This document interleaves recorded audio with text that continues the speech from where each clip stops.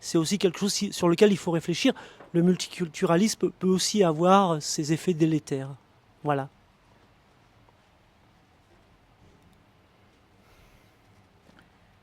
Je ne sais pas s'il y a une autre réaction, peut-être, madame. Oui, oui.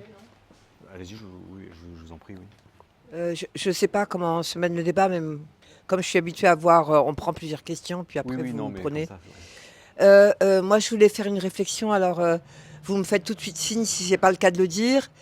Je voudrais reféliciter Anne-Laure Pétel, qui ne s'est pas retirée et qui a laissé passer un Rassemblement national qui est en fait un zémouriste, qui a subventionné la campagne de Zemmour, qui subventionne les groupes violents de Lyon, et qui, alors que sur 3 boucles Instagram, on a dû être 300 à lui envoyer des lettres, des machins, des tracts, etc., qui a tenu jusqu'au dernier moment. Et c'est pas le seul exemple, j'imagine, en France. On aurait sans doute eu 35 députés de gauche de plus si les macronistes, l'extrême centre, donc complices pour moi de la montée du RN, avaient fait leur boulot. C'est juste une réflexion en voyant ça parce que je suis encore plus révoltée. Voilà, je l'avais déjà vu. Je pense qu'on me l'avait envoyé sur les réseaux. C'est très bien de le revoir. Je voulais aussi ramener ça à ce qui est sorti. On voit le travail de Clémence Guettet pour l'Institut La Boétie. Ils ont sorti un bouquin sur les extrêmes droites, là, qui je ne sais pas comment il sort, je ne sais pas comment on peut l'acheter. Et aussi les réflexions de 3 historiens du nazisme qui sont passionnantes, à savoir déjà Johann Chapoutot, Christian Grau et Nicolas Patin, qui ont petit à petit, qui étaient très réticents à l'idée de faire une analogie sur la montée de l'extrême droite dans les années 30, et qui petit à petit, j'ai entendu une interview de Chapoutot hier avec Antithèse, je crois, qui disait qu'il avait totalement abandonné ça, et je trouve que ce film le prouve. Et enfin, je voulais vous questionner et renvoyer sur les gens, parce que moi, je suis quand même très très flippée avec ce qui se passe. J'ai donc dévoré les bouquins de Félicien Faury sur l'étude des lecteurs très ordinaires. Et puis l'autre qui s'appelle Benoît Coquart, qui est plus, enfin c'est un peu les deux régions, qui est plus dans la région de l'Est et qui se passe donc au niveau des gens, et c'est encore plus, ce ne sont pas, c'est pas les violents militants qu'on voit, mais c'est quand même très très très profond. Voilà ce que je voulais dire. Peut-être une autre question, encore quelques-unes, je ne sais pas. Ou sans que ce soit une question, une réflexion, une impression. J'ai envie de dire, tout est bon à prendre.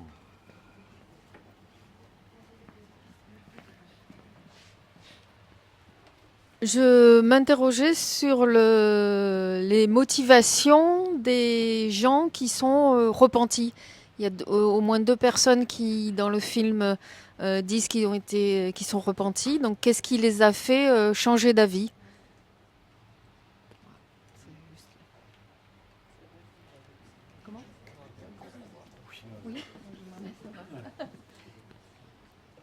On te donne la parole maintenant.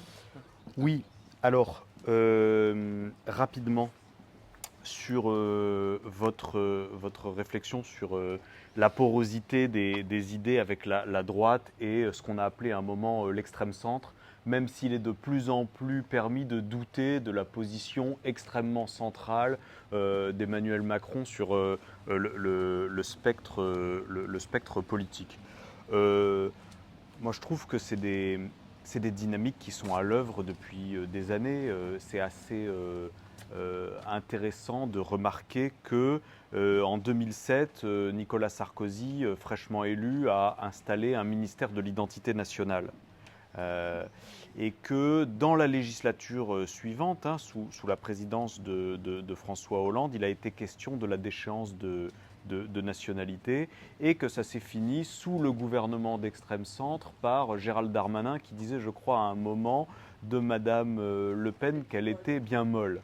Donc là, il y a quand même une tendance lourde à l'entrée d'un certain nombre d'approches qui sont celles de l'extrême droite dans le discours d'hommes politiques, de responsables politiques qui occupent les plus hautes fonctions hein, et les plus hautes instances de l'État. Et donc ça, je me souviens qu'on avait déploré sous la législature de Sarkozy, hein, donc 2007-2012, que le discours qui était auparavant tenu par un vieux politicien d'extrême droite, Jean-Marie Le Pen, était désormais tenu par des Sarkozy, des comment, je me souviens plus du nom du transfuge là. Non, du transfuge qui était avant député de la Drôme, Éric Besson, voilà, merci, qui a été ministre de l'Identité nationale par Brice Hortefeux, voilà, et donc qui avait gagné les cercles gouvernementaux. Bon, dans la législature d'après, avec François Hollande, on passe un cap. Hein. Voilà, la question de la déchéance de nationalité, ça veut dire introduire entre Français une distinction. Et selon que vous avez des parents, des grands-parents ou des arrière-grands-parents qui ont acquis la nationalité française, vous n'êtes pas français au même chef. D'accord ? Et ça, émanant d'un gouvernement socialiste ou social-démocrate, c'est très inquiétant. Très inquiétant. Et voilà, c'est-à-dire que les idées de la préférence nationale, des choses qui sont distillées depuis des décennies par l'extrême droite, elles sont reprises, y compris par des gens qui se réclament de la gauche. D'accord ? Donc ça, évidemment, ça élargit la fenêtre dans laquelle les idées d'extrême droite se répandent. Rapidement, sur la question du multiculturalisme.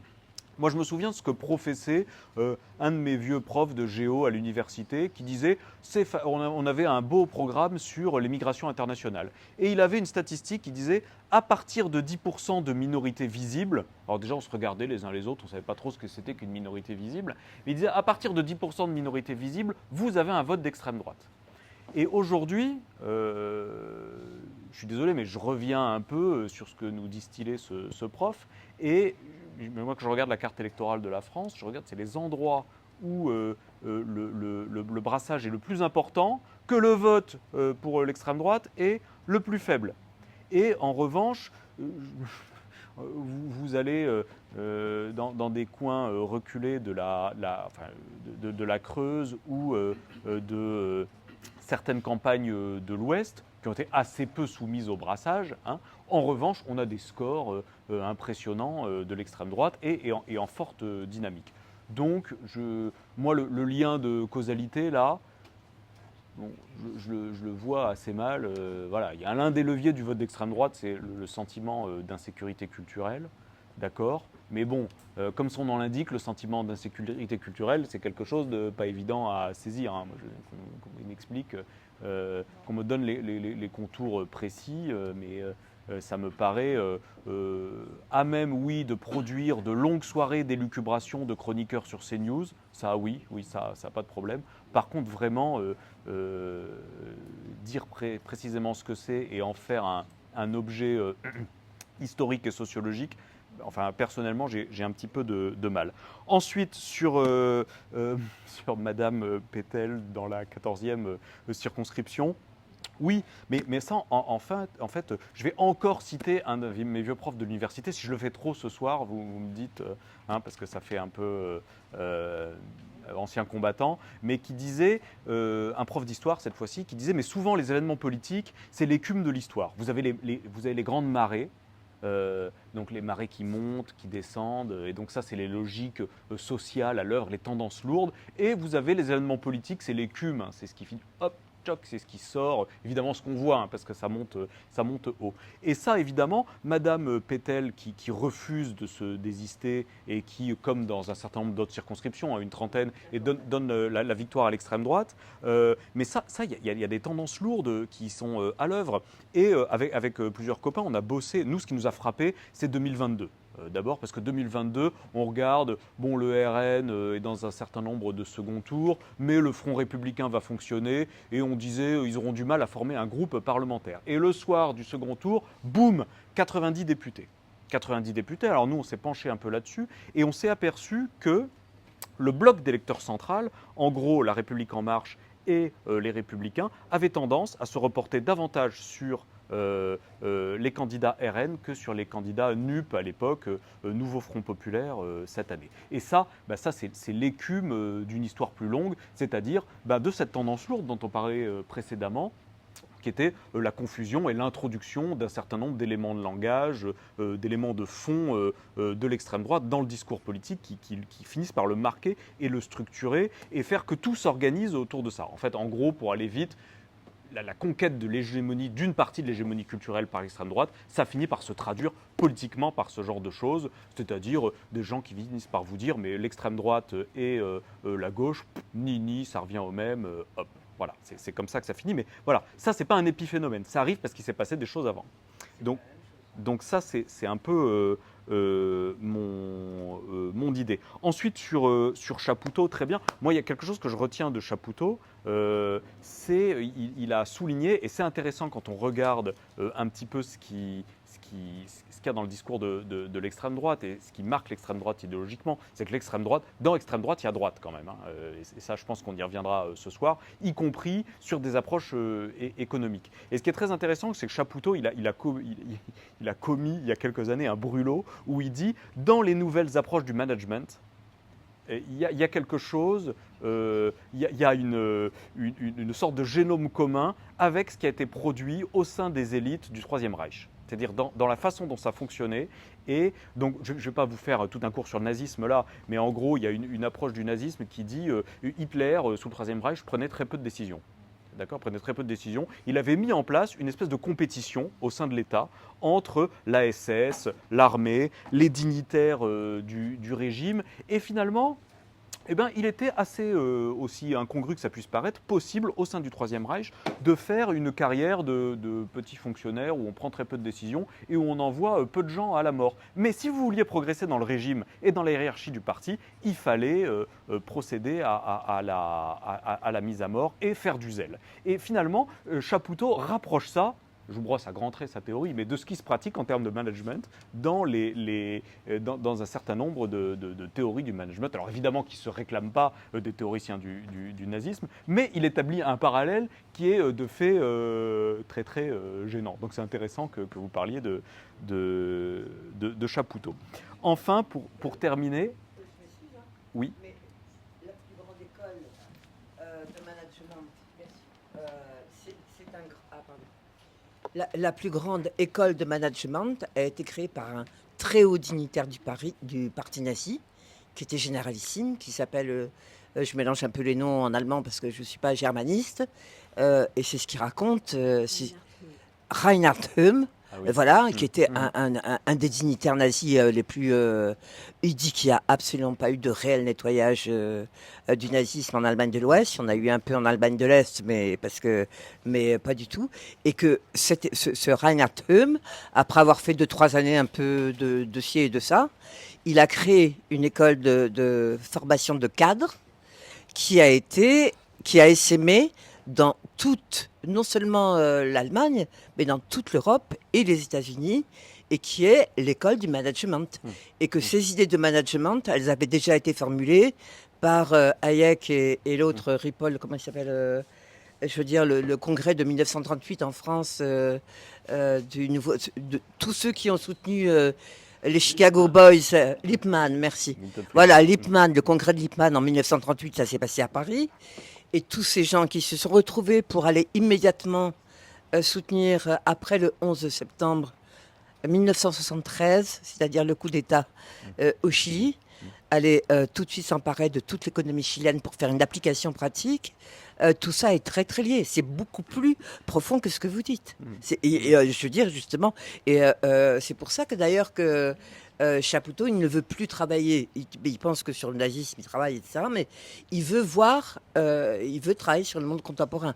Donc c'est une petite correction par rapport à ce que vous disiez, parce que c'est quand même vachement important. Et il a officié, ce monsieur, il a eu la remise de la médaille mondiale par le FMI ou je sais pas quoi. Il est mort à 98 ans et on pense qu'il est passé par ses mains environ 800 000 cadres de différentes grosses entreprises qui sont passés dans le monde entier. comme il y a eu des recyclages d'autres choses du nazisme d'ailleurs. Et enfin, oui, parole. pour terminer, alors sur la motivation des repentis, moi, c'est des témoignages que j'ai trouvés très très intéressants dans ce film. Je suis désolé, mais j'ai pas tellement de réponses. J'ai pas tellement de réponses. J'imagine qu'à un moment, la longue confrontation à la violence peut-être a produit chez eux des réactions, des réflexes de défense. J'ai pas de... Mes compétences en psychologie sont étroites. J'ai pas de... Je peux pas vous apporter beaucoup d'éléments là-dessus. Des interventions? Oui. Allez. Qui veut intervenir? Et après, vous faites circuler. C'était juste une interrogation par rapport à l'expression anti-système qu'on entend beaucoup, qui, pour quelqu'un d'un peu âgé, correspondait pas à ce qu'on peut entendre apparemment dans ces groupuscules qui se prétendent anti-système et qui, on l'a vu, ont un rapport avec un système qui pourrait se mettre en place. J'ai toujours trouvé cette expression très bizarre, voire même gênante, parce que bon, je suis enseignant et je vois bien qu'il y a des élèves qui peuvent être sensibles à ce qu'on appellerait l'antisystème. Voilà. Donc c'est vraiment par rapport à cette expression. Qui souhaite intervenir? Là. Ouais, allez. Oui, je pense que pour combattre l'extrême droite et combattre ses idées, il faudrait qu'on soit un peu plus informé sur ce que représentent les émigrés, les étrangers, les issus de l'immigration, les gens des dom-toms qui souffrent aussi de discrimination et de regards très négatifs de la part du Front National. Donc, moi qui ai travaillé dans ce domaine-là, je pense qu'il faudrait aussi arriver à faire comprendre à des gens qui adoptent les idées du Front National sur l'immigration et les étrangers en général, parce qu'il y a vraiment une méconnaissance et une ignorance de qui sont ces gens-là. Voilà. Faites monter le micro là-bas. Et après, on redonnera la parole à Axel. Moi, il y avait deux choses. Déjà, c'est assez déprimant et un peu désolant de constater tout ça et la montée de cette violence et de cette haine qui justifie en plus des actions violentes en elles-mêmes, justifie la normalisation, comme on soulignait, des soi-disant plus mous qui sont tout aussi dangereux et qui n'ont pas perdu en tout cas en dangerosité. Je retiens un message positif, c'est celui de Raphaël Renaud à Lyon qui dit que quand même plus il y a d'actions antifascistes, antiracistes, plus ces mouvements sont affaiblis. Donc ça veut dire que quand même la lutte est encore possible et qu'elle apporte quelque chose et qu'elle permet le ralentissement de la diffusion de ces idées. Et puis je pense qu'il y a un élément dont il faut parler aussi, c'est dans le film à un moment ils disent que quand ça reste des groupuscules, etc., finalement ils ont assez peu de diffusion dans la société et cette porosité elle se fait moins.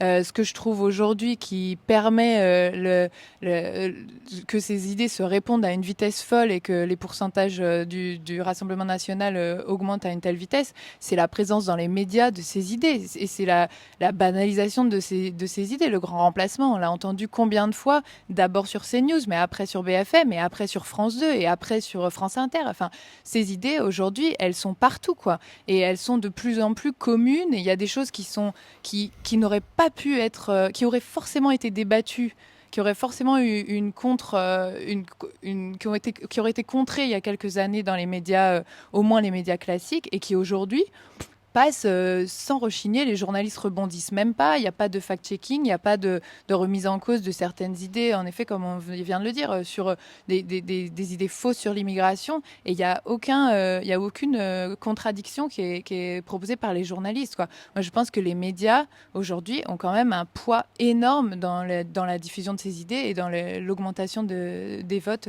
en faveur du Rassemblement national. Parce que, comme on le disait, c'est dans les campagnes où il n'y a pas d'immigration que les votes RN sont les plus élevés. Donc, c'est pas arrivé par la faute de l'immigration, c'est vraiment l'idée que les gens s'en font. Et cette idée, elle est diffusée par les médias, essentiellement. Gardez le micro, on redonne la parole à Axel. Et un petit rappel, c'est pas un micro amplificateur, c'est un micro qui enregistre. Donc n'hésitez pas à parler fort. Axel, c'est toi.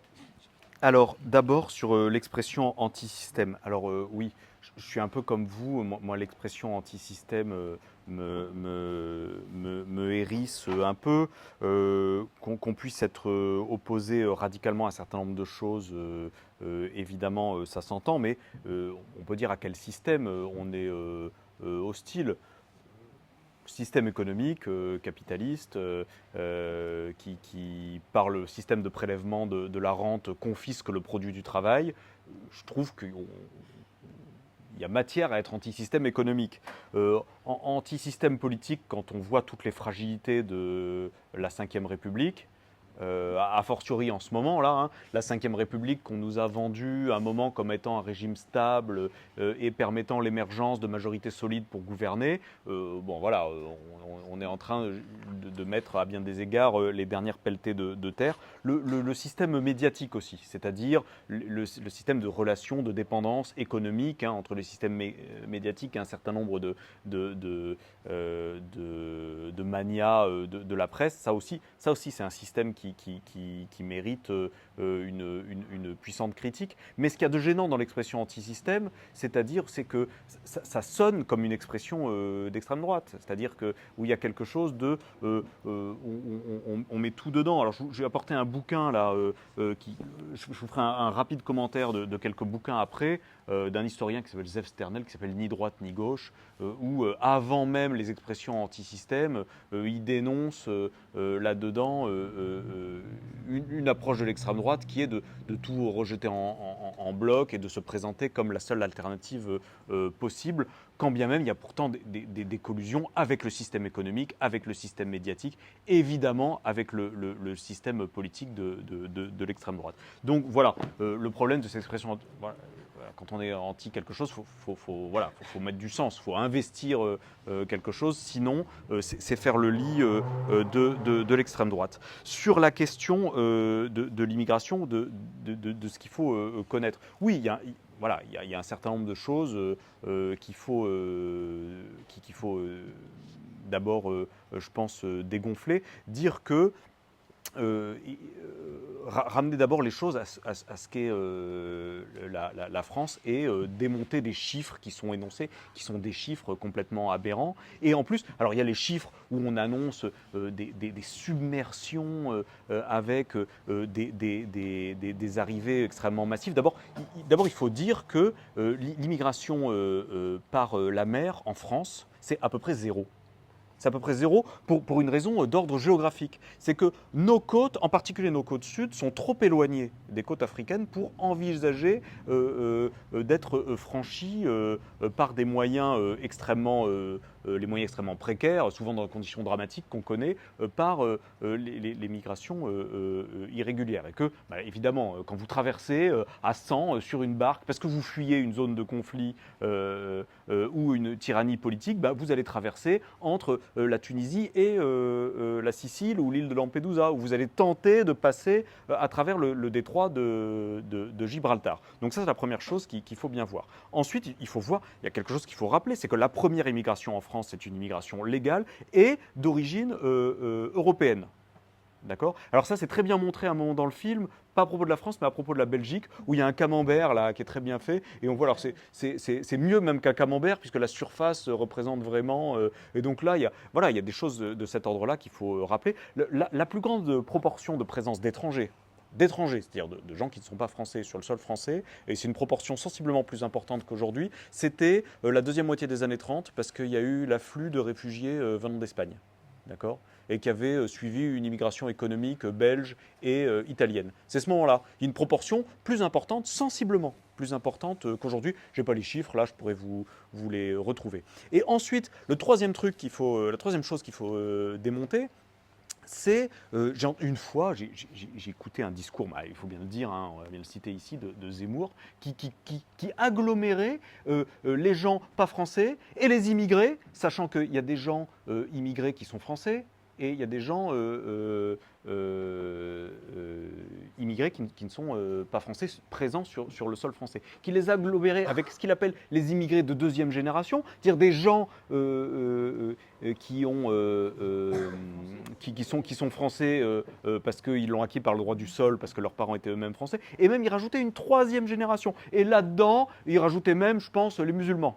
D'accord, qui a encore ajouté un critère. Et donc, évidemment, il parvenait, il balançait des chiffres. Si vous mettez tout ça ensemble, vous arrivez à des chiffres. Il dit, oui, il arrivait à 15 ou 20 millions, donc il faisait des pourcentages. Non, mais à un moment, il faut parler de choses... voilà, il faut parler de choses concrètes et de dire, il y a des gens qui sont immigrés sans être français, il y a des immigrés qui sont français, et il y a des gens qui sont issus de l'immigration. Donc ça, je pense que là, il y a des éléments à voir là-dessus. Et je pense qu'il y a un très fort élément une très forte dimension d'éducation populaire sur dire, voilà, l'immigration en France, elle est là, c'est-à-dire, bah oui, la France de 2024, c'est plus ou moins ce que la France était déjà au début du Moyen-Âge, c'est-à-dire un espace de métissage avec des apports constants et réguliers qui s'étoffent progressivement à travers les siècles. Et puis ça continue, comme ça s'est toujours passé. Et donc, il n'y a pas à aller beaucoup plus loin là-dessus. Sur l'antifascisme, alors sur la question de l'antifascisme, moi je vous dois un mea culpa. Longtemps, je suis resté confiné dans mes études d'historien, où on expliquait que la France avait été plus ou moins immunisée contre le fascisme, notamment dans l'entre-deux-guerres. Et donc, à traiter cette question-là, je ne dirais pas avec mépris, parce que j'aime pas traiter les questions politiques et les débats intellectuels avec mépris, mais avec, on va dire, une certaine distance. Et je me souviens, moi, il y a deux éléments qui m'ont un peu réveillé. C'est d'une part, il y a 10 ans, 2013, c'est la mort de Clément Méric. Je ne sais pas si vous vous souvenez. Et donc des manifestations à Paris. Et je discutais, bon, c'était des formes de mobilisation qui m'étaient assez étrangères.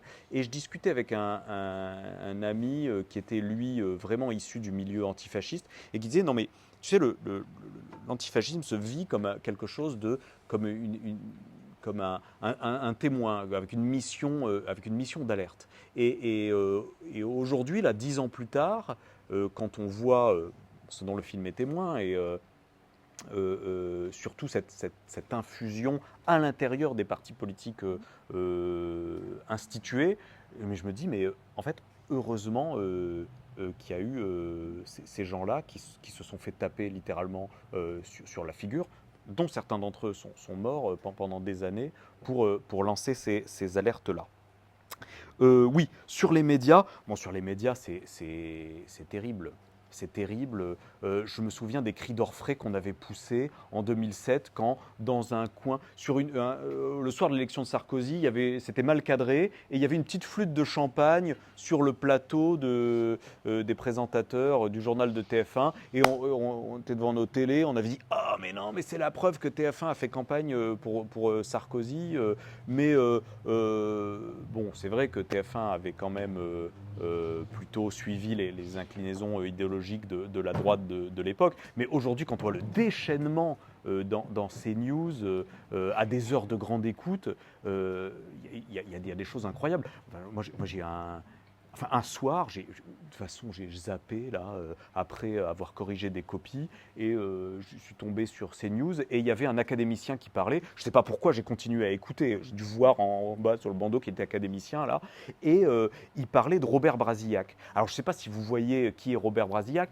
Robert Brasillac, c'était un journaliste à Je suis partout, qui était un atroce canard collaborationniste pendant la Seconde Guerre mondiale. C'est-à-dire plus loin que collabo. Un collaborationniste, c'était ceux qui disaient pas juste il faut s'arranger avec l'Allemagne nazie pour se ménager une petite place dans l'Europe nouvelle. Non, c'était ceux qui disaient il faut idéologiquement collaborer avec l'Allemagne nazie. Et Robert Brasillac, il avait dit il faut livrer aux Allemands tous les Juifs en bloc et surtout ne pas garder les petits. L'horreur de Robert Brasillac. Et là, à 22h10, cet académicien Rouard, Jean-Marie Rouard, voilà, il dit, on a quand même fusillé Brasillac pour délit d'opinion. J'ai versé, enfin, j'ai pleuré devant ma télé pour délit d'opinion. Enfin, on a fusillé Robert Brasillac à la Libération pour haute trahison et collaboration éminente avec l'ennemi, d'accord. Et qu'on puisse dire. Et je me suis dit, alors, on voyait ce que c'était, mais on voit les digues qui ont cédé, quoi. Qui ont cédé. Le niveau d'effondrement des digues. Donc oui, il y a un vrai travail à faire sur les médias alternatifs, outils évidemment d'éducation populaire. Il y a des choses, il était question de l'ouverture d'un canal TNT aux médias à un moment. Il y a d'autres médias en ligne qui font des émissions remarquables. Moi, je pense à Blast avec des émissions de sociologie et de décryptage qui sont tout à fait remarquables. Oui, juste une chose sur les campagnes où il n'y a pas d'immigration qui sont les principaux supports du vote pour le RN. Alors moi, sur les campagnes, je suis un peu dubitatif. Je suis dubitatif dans la mesure où des campagnes, enfin la ruralité, y compris à travers le discours du RN qui se présente comme le parti de la ruralité, ça me paraît un objet géographique difficile à appréhender, la ruralité. Les géographes, à l'heure actuelle, ils se posent plutôt la question des espaces sous dépendance urbaine. Et en France, pratiquement tous les espaces sont sous dépendance urbaine. Vous allez dans une vallée des Hautes-Alpes, les gens vont vous dire qu'ils travaillent globalement pour les touristes, quoi. C'est-à-dire que j'emmène régulièrement mes élèves dans les Hautes-Alpes pour faire de la géographie et je les fais rencontrer des élus locaux. Et je me souviens d'un élu local qui me disait « Non mais ici tout le monde travaille pour les touristes ». Lui, il travaillait, il était maire, il est maire de sa ville l'été et l'hiver, il conduit des chasse-neige, des dameuses sur les pistes de ski. Et il dit de toute façon dans cette commune-là, tout le monde travaille pour les touristes, même les boueurs ou le cantonnier travaille pour les touristes parce qu'il y a les touristes qui viennent. Donc on a des espaces sous dépendance urbaine à différents degrés. Et quand on regarde ces espaces-là, on s'aperçoit qu'ils ne sont pas tous voués au RN au même titre. Et quand on s'était penché, c'était l'objet d'une des questions sur le transfert massif des voix, notamment en 2022, de La République En Marche vers le RN pour faire barrage à la gauche, on s'aperçoit que ce n'est pas les campagnes en masse qui viennent voter pour le RN, mais plutôt dans les campagnes, les zones les plus favorisées du périurbain, où c'est là que le phénomène est le plus important. En gros, si on prend un exemple régional, les deux circonscriptions où les transferts ont été le plus massifs, c'est les banlieues plutôt huppées de Marseille, c'est-à-dire les 10e et 9e circonscriptions, c'est-à-dire Gardanne, Allo, Plan de Cuc, et La Ciotat et le coin plus au sud. Où là, le transfert est vraiment... où des gens qui avaient voté largement pour les Républicains, plus La République En Marche, toc, ils ont tendance à passer très très nettement au RN, alors que dans d'autres campagnes, les choses sont parfois moins nettes. Donc c'est un petit peu ce que je voulais nuancer sur la question des campagnes. Qui veut intervenir? Moi, c'est à propos des groupes qu'on a vus à l'écran. En tant qu'historien, comment vous analysez ces groupes, leur structuration, leur force, leur capacité d'influence? On voit quelques intellectuels. Comment vous analysez leur force aujourd'hui par rapport à ce qu'on a connu dans le passé? Notre intervention. Non, c'était juste une petite correction. On habite à côté de Gardanne. Gardanne, c'est pas du tout une zone huppée, hein. Il y a une petite transformation de petits lotissements de propriétaires, contrairement aux arrondissements de Marseille. Et moi, je veux dire, par rapport aux campagnes, je pense que chacun sait que les paysans, ils sont passés de... c'est une classe qui a été entièrement sacrifiée. Ils sont passés de 2 millions dans les années 50 à, je sais pas combien ils sont, 200 000. Un suicide tous les 4 jours. En plus, la FNSEA, agro-business, et bon, il y a qu'à voir. Je crois que c'est plus compliqué que ça. Par contre, ça a à voir dans les 2 bouquins que j'ai lus sur la région du Grand Est et sur la région du Sud-Est. On les oppose toujours parce que on dit le Grand Est, le Nord-Est, c'est une zone de désindustrialisation. Et le Sud-Est, c'est des petits propriétaires qui étaient déjà enfin, ils ont toujours été très réactionnaires. Et la bascule vers le RN et le Front National est depuis très longtemps. Bon, puis on a quand même des têtes de file comme magnifiques. On a vraiment les mieux hein, chez nous. Bon. Moi, je pense que les campagnes, c'est pas simplement le fait que ça soit de la campagne ou pas de la campagne. C'est vrai que toute campagne est urbanisée, enfin, faut vraiment aller très loin. Je pense que c'est les endroits où tout s'en va. Il n'y a plus de transport en commun, il n'y a plus d'autocars, il n'y a plus de postes. Ça, dans les villages alentours, dans le Var, par exemple, ça s'est vu, tous les services publics. Il n'y a plus de médecins, il n'y a plus de cabinets médicaux. Enfin bon, il y a des tas de problèmes. Et ça rejoint chez les gens les grandes thématiques qui ne sont pas simplement anti-immigrés avec le n'importe quoi sur l'immigration que vous avez très bien décrit. Mais c'est aussi les jeunes qui veulent rien faire, les chômeurs, c'est de leur faute, on gâche les allocations familiales qui sont gâchées, etc. Et c'est ça qu'on sent vraiment dans les 2 bouquins, alors que c'est des choses différentes, c'est que les gens ont l'impression de, entre guillemets, raquer, c'est ce qu'ils disent, pour les autres. C'est-à-dire c'est une façon qui existe depuis toujours. Quand les gens ne sont pas contents parce que le système, je veux dire, l'espèce de... On va faire circuler la parole. D'ultra... Bon, mais écoute, si tu veux qu'on intervienne, on intervient, et sinon, je parle... Voilà, moi, je m'en vais. On va faire C'est comme bien ça. parce que j'ai Je pas... l'ai dit, hein. Non, non. D'accord. Bah non, bah, Ça remonte là-haut. Je veux dire, on n'est pas un public d'élèves, on est tous des gens hyper motivés. Ça fait à peu près 30 ans qu'on se connaît, tu sais que je suis militante. Donc la plupart des gens sont comme ça ici. Je pense qu'il est aussi nécessaire que chacun puisse s'exprimer. Hélène, on t'écoute.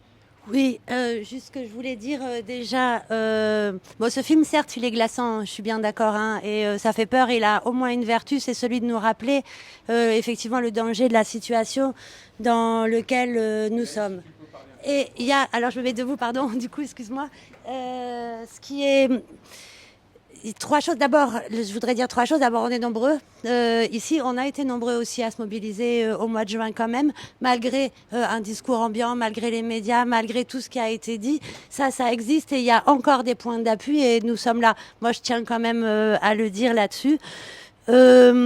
Ce que je pense aussi, c'est que sur le Rassemblement national, là, et sur l'extrême droite, sur les fascismes divers et variés, si tant est qu'on doit les appeler comme ça, enfin, en tout cas, je les appelle, moi, les fascistes, ce qu'on a vu, c'est la question raciste essentielle. C'est peut-être pas ça le mobile initial. Je pense que les gens ne se lèvent pas en disant je suis raciste, je vais voter Rassemblement national. Mais en revanche, c'est le ferment. C'est celui qui va unifier tous ces gens qui, à un moment donné, ont des choses qui les habitent et qui les abîment. Alors ce que disait Isabelle est très juste, ce que disent d'autres est aussi juste sur les malheurs de vivre à la campagne et comme quoi c'est compliqué.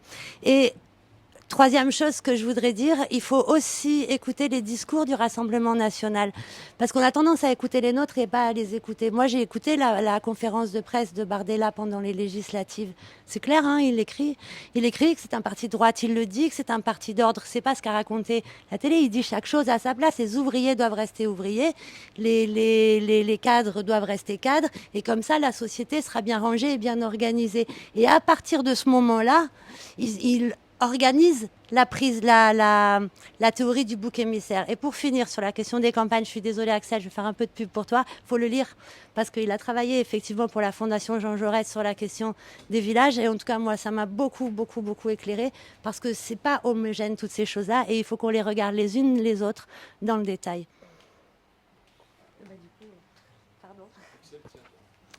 Alors, oui, rapidement, pour répondre à votre question sur la logique de ces groupes, ça tombe bien. Alors, j'ai un petit bouquin à vous recommander, mais alors, est-ce que je l'ai apporté ou est-ce que je l'ai oublié? Ah bah oui, il est là, je suis en train de m'appuyer dessus. Un bouquin d'une historienne qui s'appelle Danielle Tartakovsky.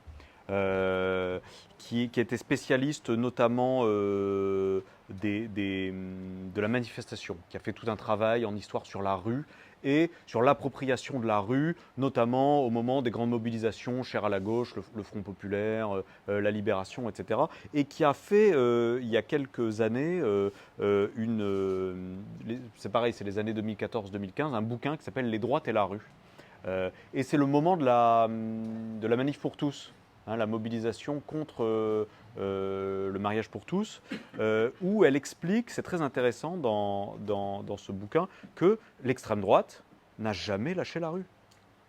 L'extrême droite n'a jamais lâché la rue, que ça a toujours été son fonds de commerce, mais depuis la Révolution française. C'est-à-dire que dès 1794 et la chute de Robespierre, les muscadins, c'est-à-dire les membres de la jeunesse dorée, reprennent la rue aux sans-culottes.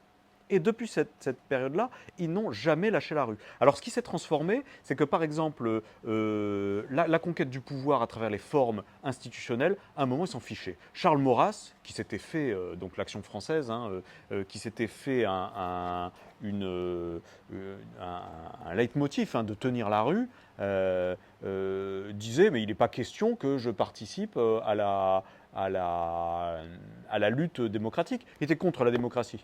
Il disait que de toute façon, la République était pourrie, qu'elle finirait par être balayée, et il a considéré que la défaite de 1940 et l'arrivée au pouvoir du maréchal Pétain était, selon ses propres termes, une divine surprise.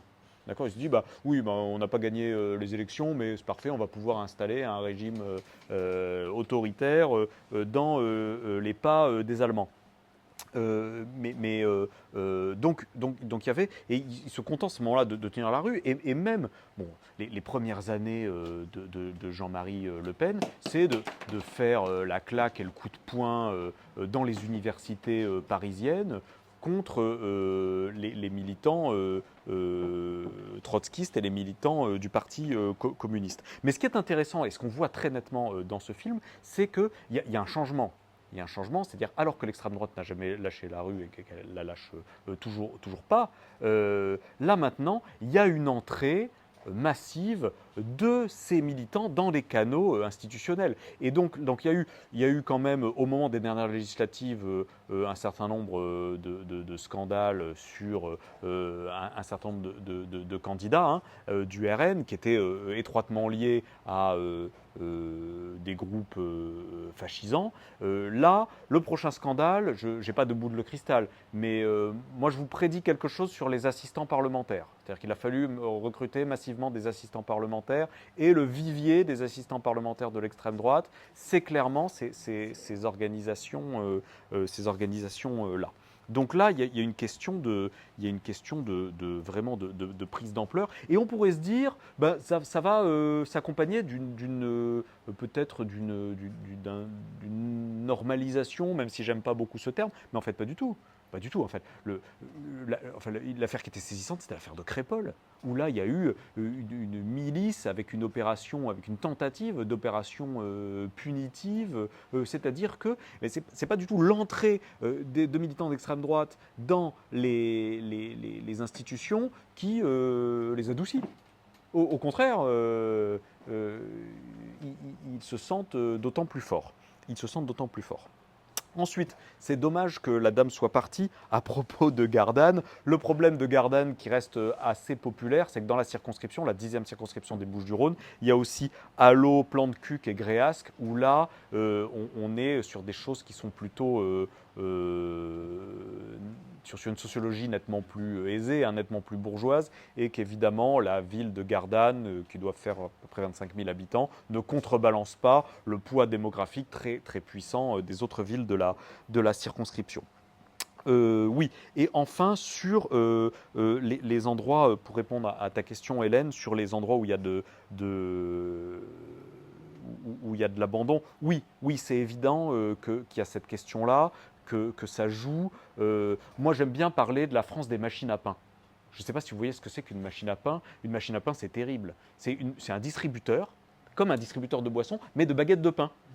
Mais il faut voir passez-moi l'expression, mais la dinguerie que c'est dans l'histoire de notre pays qu'un distributeur de baguettes de pain. Normalement, la baguette de pain, c'est le truc minimal le matin dans le patelin où la poste a fermé, la dernière classe a fermé. Il reste un endroit où vous allez acheter votre pain, vous dites bonjour, une baguette de croissant. Et bien il y a des endroits en France où il y a des distributeurs de pain. Donc le truc est ravitaillé par un camion. Et moi j'ai vu des machines à pain à 2 endroits. Dans le sud de la Vendée, à un patelin qui s'appelle Saint-Pierre-le-Vieux. On ne peut pas connaître, mon frère qui habitait là-bas, j'ai rendu visite. Il y a une machine à pain, c'est tout ce qu'il y avait dans le village, une machine à pain. Et l'autre endroit où j'ai vu une machine à pain, c'est tout à fait au bout de l'île Saint-Denis. Alors l'île Saint-Denis, si vous ne connaissez pas, c'est une île tout en longueur sur la Seine, en aval de Paris, entre Saint-Denis et Villeneuve-la-Garenne, qui est tout en longueur. Mais quand vous êtes tout à fait au bout de l'île Saint-Denis, il y a une cité qui s'appelle la cité Maurice Thorez. Et vous êtes là à 30 minutes à pied de la gare de Saint-Denis RER. Vous êtes au bout du monde. Et là, le seul commerce qu'il y a, je vous le donne en mille, c'est une machine à pain. D'accord ? Et donc, oui, les sentiments d'abandon, il y a dans le rural profond, aussi dans les espaces, les angles morts des espaces de banlieue, qui sont donc du coup peut-être pas si éloignés que ça. Enfin, oui, une dernière chose sur, je me souviens de 2017, et 2017, on avait regardé, aux législatives de 2017, les candidats d'Emmanuel Macron se retrouvaient en tête à Neuilly-sur-Seine et à Saint-Denis ou dans les quartiers nord de Marseille. Et la question qu'on s'était posée à l'époque, mais une fois élus, les députés macronistes, ils vont faire la politique en faveur des gens de Saint-Denis ou des quartiers nord de Marseille ou de ceux des habitants de ceux des habitants de Neuilly. Je pense que les choses ont démontré que ça tombait plutôt du côté des Neuilléens, d'accord ? Mais j'attire votre attention sur un élément des dernières législatives. Il se trouve que les villes du Var côtier, la Cadière d'Azur, Saint-Cyr-les-Lecs, Sanary-sur-Mer, ont élu largement des députés RN, tout comme les villes du bassin minier et du Valenciennois.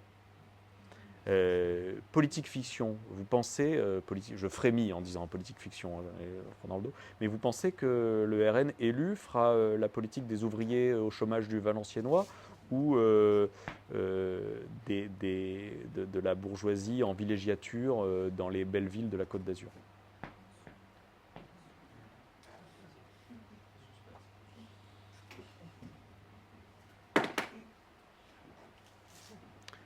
Je ne sais pas s'il y a d'autres questions. Qui souhaite intervenir encore? Oui. Moi, je veux bien, mais je ne souhaite pas que ce soit Ouais. Ah, ni enregistré. Ouais. On peut descendre le micro? Coupe la caméra. Ce que vous disiez, il y a la vision traditionnelle extrême droite et donc des fascistes de la nation, c'est le corps mythico-social. Et c'est intéressant ce que vous dites sur la Provence, c'est-à-dire le corps mythico-social. moi je la trouve intéressante cette expression. Il y a deux, vous pouvez avoir deux approches de la communauté nationale. Soit vous avez une communauté où c'est un contrat social, ce qui est historiquement ce qui a été fait en France à partir de la Révolution française, évidemment à d'autres, dans d'autres États. Et il y a le corps mythico-social fantasmé par l'extrême droite. On voit bien ce que c'est un corps mythico-social, c'est avec une dimension fantasmée. Alors ça va être, voilà, il se trouve qu'ici c'est la Provence. Alors moi je n'étais pas au courant de cette espèce de revival provençal, mais ça ne m'étonne pas émanant d'officines d'extrême droite, quoi. Ça ne m'étonne pas. Qui souhaite intervenir encore?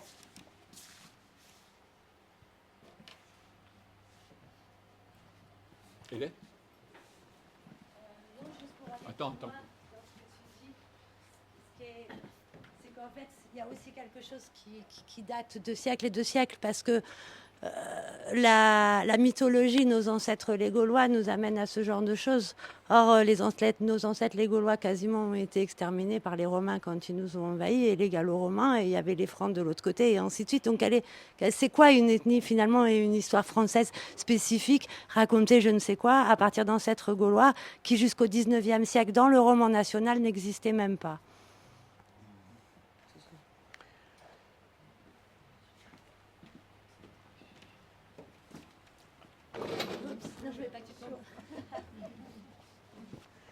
Oui, alors rapidement sur le roman national, c'était la mauvaise blague du mois de juin dans les labos d'histoire-géographie des lycées de l'académie. C'est-à-dire, est-ce que en septembre, il va falloir qu'on enseigne le roman national? Et donc, moi, je ne vous cache pas avoir passé peut-être pas des nuits blanches, mais voilà, alors, il y a des réveils nocturnes en sueur au mois de juin là-dessus. Vraiment, il y a eu, dans les 20 dernières années, quelques tentatives qui donnent une idée de ce que serait l'histoire si l'histoire enseignée, si le prescripteur devait être un gouvernement d'extrême droite. Moi, je me souviens notamment d'une polémique abjecte sur les aspects positifs de la colonisation au tournant des années 2000. Il y avait eu une belle réaction du Conseil national supérieur des programmes et de l'Inspection générale d'histoire-géographie et de l'université, qui avait débouché sur un programme enseigné à l'agrégation qui était sur les sociétés coloniales. Enfin, moi, c'est des programmes de concours sur lesquels j'ai travaillé, et c'est une magnifique question, les sociétés coloniales, qui montrent ce qui se passait dans les colonies et comment ça accompagne notre histoire nationale pendant des années et des années. Et ça, que l'université, et ensuite c'est venu dans les programmes scolaires, et que l'université soit capable de jeter un regard là-dessus. C'est une polémique qui émanait à l'époque, c'était encore Chirac qui était président de la République, qui émanait déjà de parlementaires du Sud-Est, d'élus des Alpes-Maritimes. Donc ils étaient UMP à l'époque, mais on voit assez nettement où ils seraient aujourd'hui. Et donc là, ce genre de réaction où vous avez une distance critique et où cette distance critique elle est largement enseignée, bah ça c'est immédiatement mis en danger par une victoire évidemment électorale de l'extrême droite. Donc voilà, là-dessus, on ne va pas revenir sur ces questions ces questions de roman national, mais ça n'a pas de... Et pourtant, j'ai fait de l'histoire mon métier, j'ai choisi de l'enseigner. J'adore enseigner l'histoire de France, mais j'adore aussi enseigner l'histoire de l'Allemagne, j'adore enseigner l'histoire des États-Unis. Il y a beaucoup de choses à lire très très intéressantes dans l'histoire des États-Unis. Voilà, je vous recommande un bouquin qui est sorti il y a quelques années maintenant, d'un médiéviste dont le nom m'échappe. Il est passé au Collège de France maintenant. Patrick Boucheron, qui s'appelle Une histoire mondiale de la France. Et c'est génial. C'est génial. C'est une somme, c'est énorme. Mais en fait, il prend des grandes dates, et chacune des grandes dates, il les met, c'est un événement important de l'histoire de France, et il les met en relation avec ce qui se passe dans le reste du monde. Vous n'avez pas besoin de lire le bouquin en entier. Confession, je ne l'ai pas lu en entier. D'accord, il y en a 600 pages. Mais de temps en temps, je me fais une petite date. Une date, et donc une date de l'histoire de France où il montre que, oui, la révolution de 1848 en France, elle a des connexions partout, que même la révolution de 1789, non, n'est pas une lumière qui éclaire le monde. Les gens qui arrivent à Paris, qui sont élus députés aux États généraux, ils ont vu ce qui s'était passé quelques années avant aux États-Unis, ils arrivent pétris de cette culture-là. Et il n'y a que des choses comme ça. L'histoire de France, c'est ça. Donc il n'y a pas de roman national, il y a la France qui est un bout archi-connecté de l'histoire mondiale. Dernière chose, peut-être en forme de conclusion, l'autre bouquin dont je voulais vous parler, donc bouquin d'un historien, pareil, une somme, mais que vous pouvez parcourir, qui s'appelle Zev Sternel. Pareil, on nous a longtemps enseigné qu'il y avait eu le fascisme en Allemagne, en Italie, dans un certain nombre de pays d'Europe, mais la théorie qui a longtemps été en cours parmi les historiens français, c'est que la France aurait été immunisée. Elle aurait été immunisée. Et Zev Sternel, il écrit à partir des années 70 ce bouquin qui s'appelle L'idéologie fasciste en France. Et lui, il a une théorie absolument radicale. Il dit le fascisme est né en France.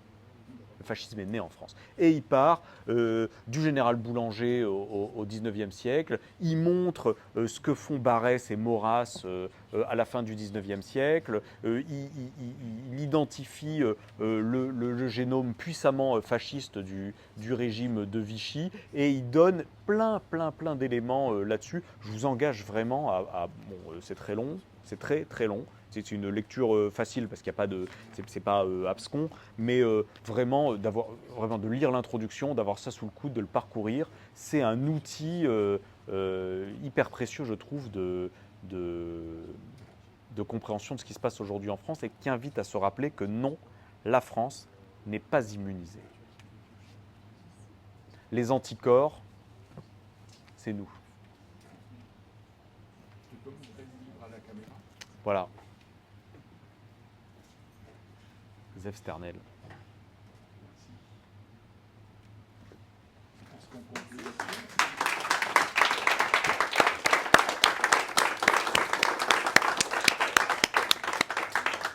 Merci beaucoup Axel. Alors juste deux informations. On va faire tourner un bloc.